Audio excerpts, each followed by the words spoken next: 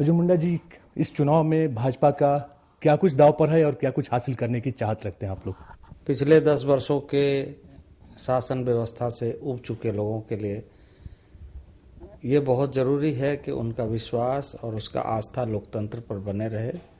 इस दृष्टि से भारतीय जनता पार्टी सोचती है कि एक मजबूत शासन, मजबूत इरादे के साथ अच्छी व्यवस्था फिर से देश में स्थापित हो। इसी चुनौती को लेकर हम चुनाव लड़ रहे हैं। क्या उम्मीद है, कितनी, मतलब 14 सीटों में से क्या लगता है आप लोगों को, कितनी सीटों पे आप लोग जीत हासिल करने की उम्मीद रखते हैं? देखिए, अधिकांश सीटें भारतीय जनता पार्टी हासिल करेगी। लोगों का जो उत्साह है उसके माध्यम से ये दिखाई दे रहा है। लेकिन इस बार आप लोग अकेले चुनाव में हैं, पिछली बार आप लोग एक गठबंधन के साथ चुनाव में थे, तो कोई अंतर दिखता है उसका? भारतीय जनता पार्टी इस समय पूरी मजबूती के साथ और अकाउंटेबिलिटी के साथ, एक उत्तरदायित्व के साथ कार्य करना चाहती है। यह संदेश जनता में भी है।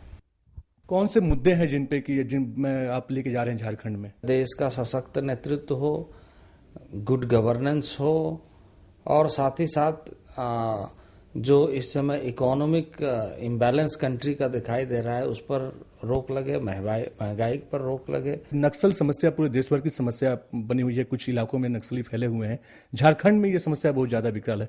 कैसे टैकल करने की बात करते हैं? भारतीय जनता पार्टी ऐसा महसूस करती है कि इसका राजनीतिक, सामाजिक और आर्थिक तीनों पक्ष को देख करके इसका समाधान निकलना चाहिए। तो ये थे अर्जुन मुंडा जी, जिनका मानना है कि इस बार के चुनाव में झारखंड में बीजेपी बहुत सारी सीटों पे जीत हासिल करने में कामयाबी पाएगी, और चूंकि राष्ट्रीय चुनाव है तो इनका पूरा का पूरा फोकस राष्ट्रीय स्तर पे है।